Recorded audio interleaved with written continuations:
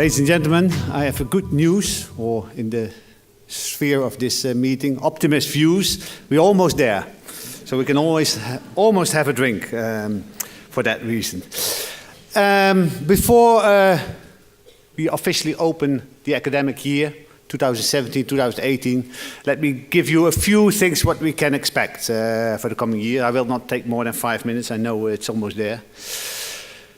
I think one of the most optimistic things what is happening really right now is that an issue of National Geographic, a very well-known journal around the world, is having a 30-page article on the question, how is it possible that the Netherlands can grow so many crops and export so many crops to feed the world?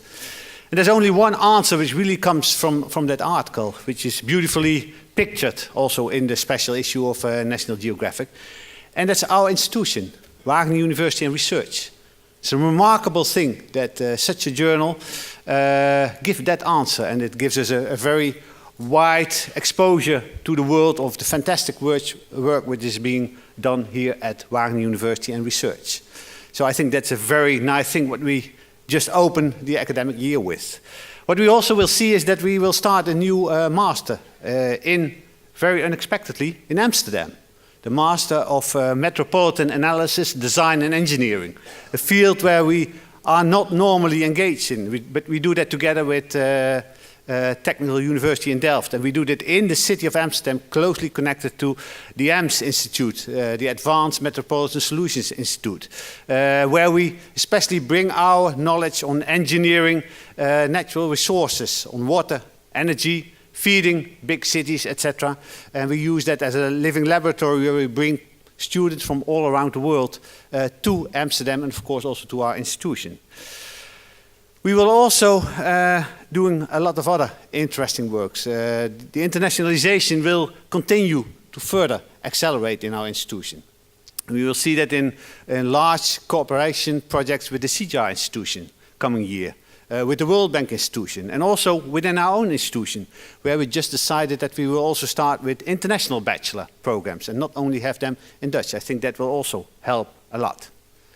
But let's face it, it's not only optimism. We have to, sorry Matt, there are also challenges over here.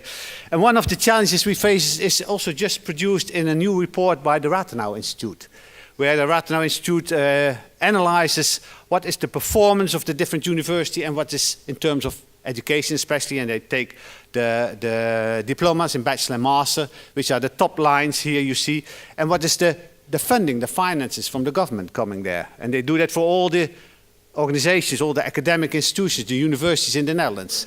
So they produce per university a graph, and this is the graph for Wageningen. And you directly see the challenge, what we have been facing over the past year. So they zero it down from 2009, and they look how much did the financing increase, the two bottom lines. One is with and the other is without external tuition fees.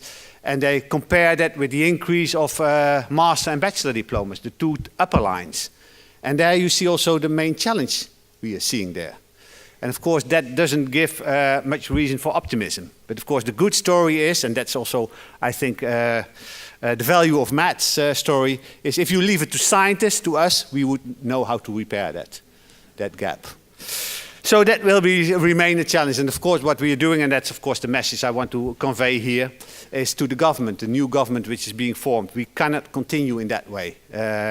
Not us as an institution, but also not the 3 other technical universities which are in less severe situations, but similar kind of situations as we are. Basically, the funny thing is that they have all the same access, all the university, except for Wageningen University, because the rapid increase of diplomas didn't fit that vertical access there. And finally, of course, what we can expect, and you know that I had to talk to that also a little bit, is we are entering our centennial. At the 9th of March, we officially have our 100th years of celebration, and we will not celebrate that, as you know, just in one day. In that sense, we are not too modest. We celebrate that for 8 months. So we will have 8 months of different kind of celebrations It will be academic parties, we call them conferences. It will be also art parties with sculptures and paintings, etc. It will be student parties, usually that's not so much called a conference. And we will of course have all kind of different activities also for alumni, both here and abroad. So we will have during 8 months a lot of different things to celebrate, and you are of course very much invited to that, and you will be updated. And you can also get that update directly below. But of course, as you know, usually there's no free lunch. So we also started a funding campaign we call 100 by 100, where we celebrate 100 years of Wageningen University existence, and we ask people to donate €100 to finance that. So if you feel also so proud of this institution, I would also invite you, and you can do that directly downstairs. And half a year ago, the chairman of our supervisory board, Job Cohen, gave the good examples by doing that already in a far from modest way, I must admit, if I saw it coming in.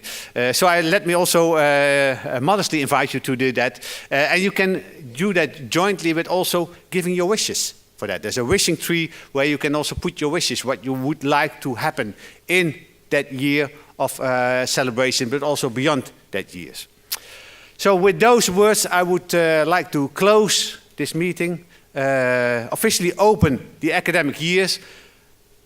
Be sure, at least I'm sure, that it will be a very successful year, and a year which we will remember for a long time because of this centennial.